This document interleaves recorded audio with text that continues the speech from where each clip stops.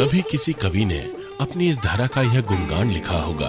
वह आज इस धरती की हो रही दुर्दशा पर आहत हो रहा होगा।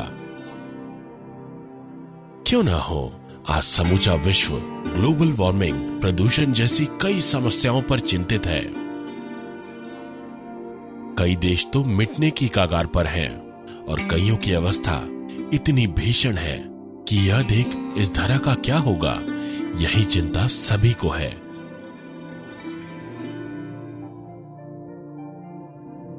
इन सभी समस्याओं का कारण हम ही हैं। आश्चर्य हुआ ना, किंतु यह सच है। जी हां, हम सब। ईश्वर ने अपनी सबसे अनमोल खोज मानव को बनाया और विडंबना देखिए, आज मानव ही ईश्वर की बनाई इस धरती का और साथ ही साथ अपना भी नाश कर रहा है। कैसे? प्लास्टिक यह आज हम सब के लिए एक अत्यावश्यक चीज बन गई है। अमूमन हमारा संपर्क रोज ही किसी आवश्यक चीज की तरह प्लास्टिक से होता है। जाने अनजाने हम प्लास्टिक का इस्तेमाल पूरा होने पर यूं ही उसे फेंक देते हैं, कभी कूड़ेदान में तो कभी रास्तों पर या नालों में। यही प्लास्टिक फिर कभी कूड़ा घरों का कचरा बनकर बदबू फैलाता है, तो कभी नालों की गंदगी बनकर नाले जाम करता है। दरअसल इससे सिर्फ हमें ही परेशानी का सामना नहीं करना पड़ता, बल्कि हमारे साथ कई अन्य भी इस प्लास्टिक से बड़ी बुरी तरह परेशानी में फंस जाते हैं, केवल हमारी बेपरवाही की वजह से।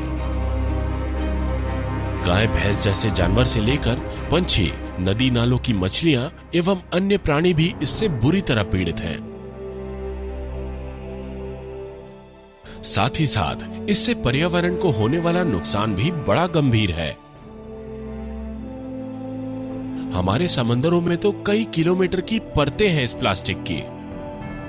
चौंकिए मत, ये सच है। जानते हैं कैसे पहुंचा ये प्लास्टिक समंदरों में? हमारे द्वारा इस्तेमाल किया हुआ व यूं ही सड़कों पर फेंका गया ये प्लास्टिक नदी नालों से बहकर समंदर में जाके फैलता है।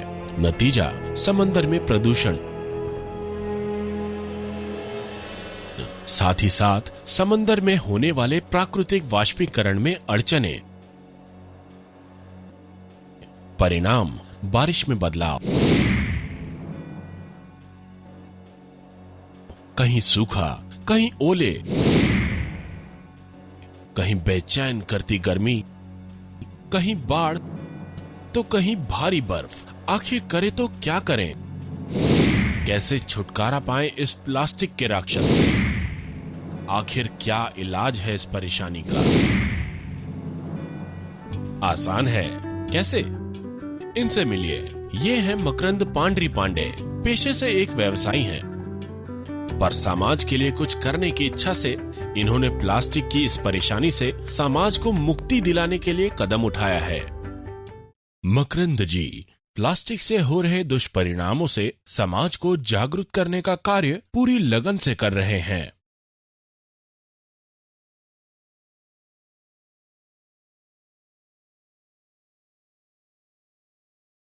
वो अगर प्लास्टिक की थैली नदी नाले में जाती है या तो खेतों में जाती है तो उसके क्या दुष्परिणाम होते हैं।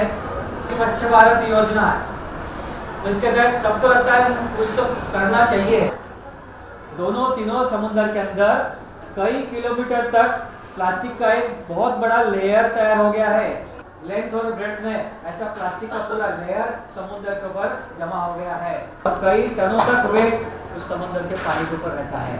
तो ये सारा पोल्यूशन हमको रोकना है। मैं प्लास्टिक जमा इसलिए करूंगी क्योंकि मुझे पर्यावरण की सुरक्षा करनी है। इनका मानना है कि प्लास्टिक को खत्म करना नामुमकिन है, पर इससे इजाद पाने के लिए इन्होंने कुछ नुस्खे अपनाए जो कि कारगर भी साबित होते दिख रहे हैं।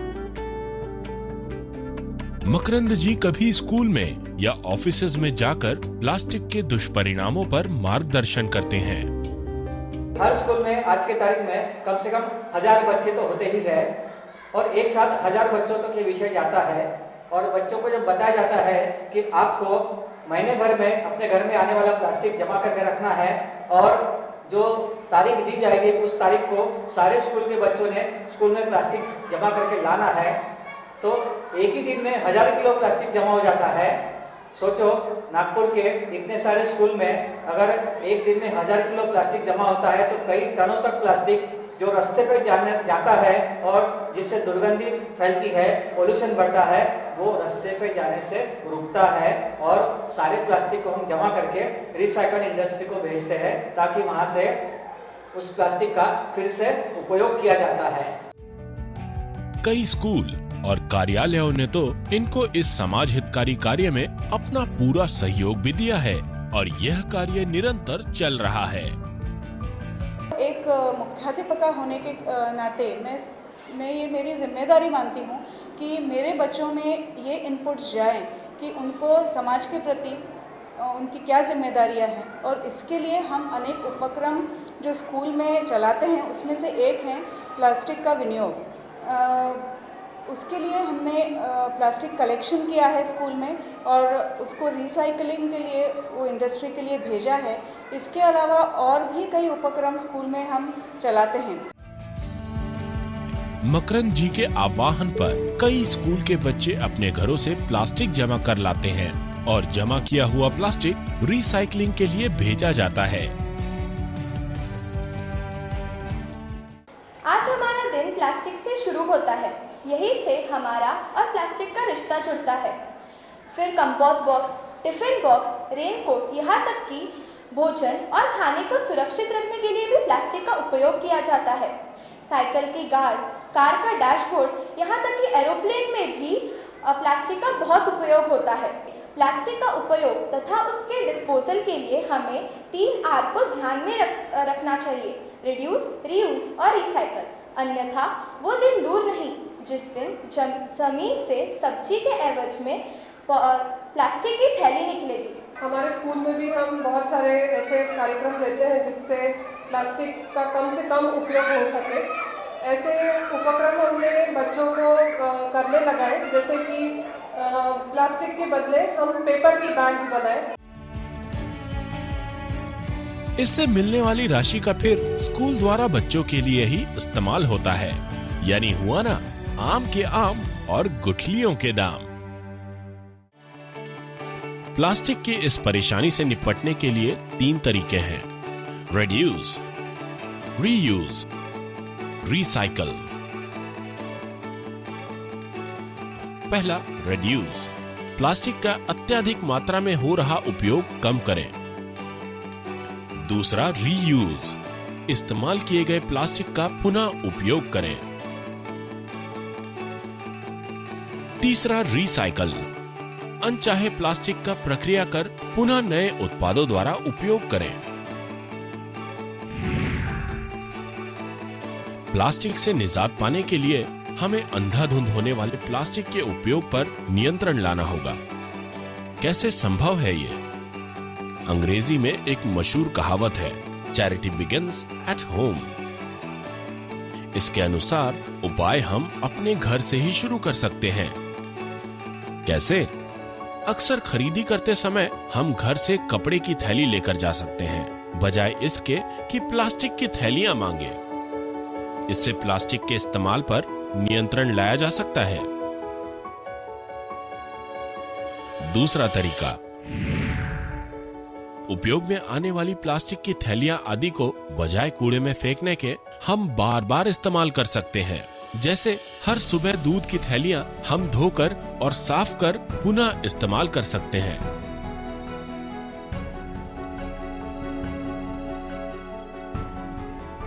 बाजार में सब्जी वालों को रोज प्लास्टिक की थैलियां मांगने की जगह हम अपनी ही थैली लेकर जा सकते हैं। साथ ही पानी की बोतलें आदि का भी हम पुनः प्रयोग कर सकते हैं। तीसरा तरीका, बार बार इस्तेमाल की गई प्लास्टिक की वस्तुएं प्लास्टिक की थैलियों को जमा कर रिसाइकलिंग के लिए देकर हम उसका पुनः उपयोग कर सकते हैं, जिससे हमें कुछ आमदनी भी होगी और पर्यावरण भी दूषित नहीं होगा। रिसाइकलिंग फैक्ट्री में भी जब प्लास्टिक लाया जाता है तब यह खास ध्यान रखा जाता है कि इससे प्रदूषण ना के बराबर हो या ना हो, रिसाइकलिंग करने के लिए अच्छी खासी मशक्कत करनी पड़ती है। रिसाइकलिंग करते समय लाए गए प्लास्टिक को विभाजित किया जाता है।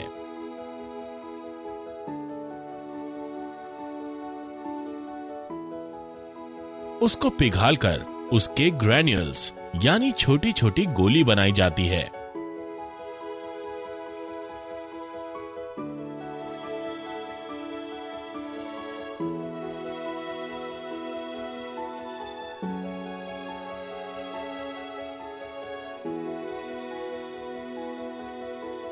यह एक लंबी प्रक्रिया है, किंतु अब इससे प्रदूषण का खतरा ना के बराबर होता है।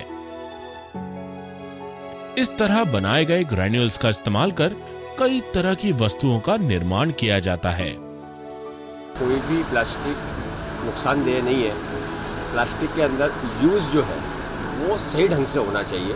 जो वेस्टेज प्लास्टिक रहता उससे दाना बनाते हैं। जो प्लास्टिक हमारे पास में आता है उसके कुछ ग्रेड होते हैं, वो ग्रेड में हम काम करते हैं। प्लास्टिक 300 प्रकार का होता है, हर आदमी अपने अपने ग्रेड के हिसाब से काम करता है। प्लास्टिक में सर्वप्रथम हमारे पास जब स्क्रैप आता है तो इसकी हम अलग अलग छटाई करते हैं। छटाई करने के बाद में इसका एक प्रोसेस होता है, क्रश माल को गरम और कटिंग दोनों एक साथ होने की वजह से गोल बनाते हैं हम उसको। तो उसके लिए पन्नी में हल्का सा पानी डालना पड़ता है। वो पानी डालने के बाद में पानी गर्माहट की वजह से भाप बन के उड़ जाता। फिर वो गोली वाला जो प्लास्टिक हमारा नीचे गिरता है वो फिर हम स्कूटर मशीन में लेते हैं उसको। वो स्कूटर मशीन से हीटिंग जोन से माल माइल्ड होके मतलब माल पिघल के बाहर आता। बाहर आने के बाद में उसको एक रूप दिया जाता कि जैसा हम पहले धागा खींच लेते, धागा पानी में आता, पानी में आने के बाद में वो धागा ठोस हो जाता। वो ठोस हो जाता, ठंडा हो जाता। ठंडा होने के बाद हम एक कटर मशीन में उसको जिस प्रकार से कटिंग करना है उस प्रकार से कटिंग मशीन में कटिंग हो जाता। वो दाना फिर से रिप्रोसेस यूज में, जैसा चेयर है या कैरी बैग है या किराना बैग है, दूध पन्नी है, अदर जो भी मतलब फिल्म ग्रेड जिसको हम बोलेंगे, वो वापस यूज़ में होता है। मतलब तो इसमें वेस्टेज 0% है। और हमारे प्लांट के अंदर में प्रदूषण नाम मात्र भी नहीं होता है, क्योंकि हम जो पानी यूज़ करते हैं वो पानी एक टाँके में आता है, वो टाँके से ठंडा होकर वापस टंकी में जाता है, टंकी से वापस, ये क्रिया चलती रहती है पानी के लिए। तो इसमें प्रदूषण नाम की चीज़ कोई होती नहीं है। और माल को जो हीटिंग जोन हम देते हैं वो भी उतना ही देते हैं जितना माल पिघलना चाहिए, न कि वो जलना चाहिए। जला हुआ माल काम नहीं आता या वो प्रदूषण फैलाता, जलने के बाद में उसका धुआं निकलता। तो वो सब चीज़ की हम बहुत विशेष करके ध्यान रखते हैं। पर इसके परिणाम देख सब अचंभित हो जाएंगे। जी हाँ, आपके घरों में इस्तेमाल हो रही कई वस्तुएं तो रिसाइकल प्लास्टिक से बनी हैं। रिसाइकल किए गए प्लास्टिक से हम कई उपयुक्त चीजें जैसे कुर्सियां, बाल्टियां आदि बनाकर इस्तेमाल कर सकते हैं। समूचे विश्व में आज शायद ही ऐसा कोई घर होगा जहां प्लास्टिक का इस्तेमाल नहीं होता।